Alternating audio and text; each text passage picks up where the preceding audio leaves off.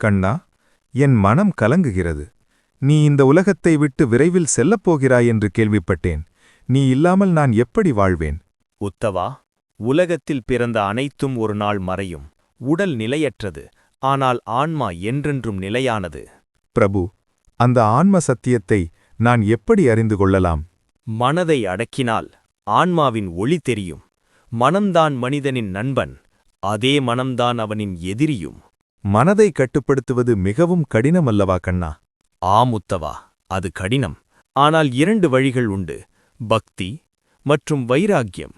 என்னை நினைத்து வாழ்ந்தால் மனம் அமைதியை அடையும். உலக வாழ்க்கையில் இருக்கும்போது பக்தியில் நிலைத்திருக்க எப்படி முடியும்? உலகத்தை விட்டு ஓட வேண்டியதில்லை. உன் கடமையை நேர்மையாக செய், ஆனால் அதன் பலனை பற்றிக் கொள்ளாதே. அதுவே கர்மயோகம். பிரபு, நல்ல ஞானத்தை எங்கே இருந்து கற்றுக்கொள்ளலாம்? உத்தவா, இந்த உலகமே ஒரு பெரிய குரு. பூமி பொறுமையை கற்றுத்தருகிறது. காற்று பற்றற்ற வாழ்வை கற்றுத்தருகிறது. நீர் தூய்மையை கற்றுத்தருகிறது. ஞானி எங்கிருந்தும் பாடம் கற்கிறான். மனிதன் எப்பொழுது உண்மையான அமைதியை அடைவான்? அவன் அகந்தையை விட்டால்.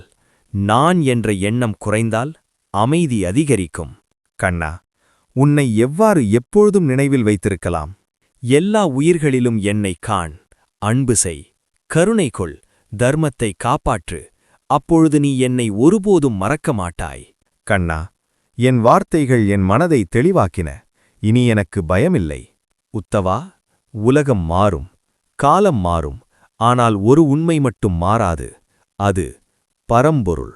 இவ்வாறு கிருஷ்ணர் உத்தவருக்களித்த ஆழமான ஆன்மீக உபதேசமே உத்தவகீதை என்று பின்னர் உலகம் போற்றியது.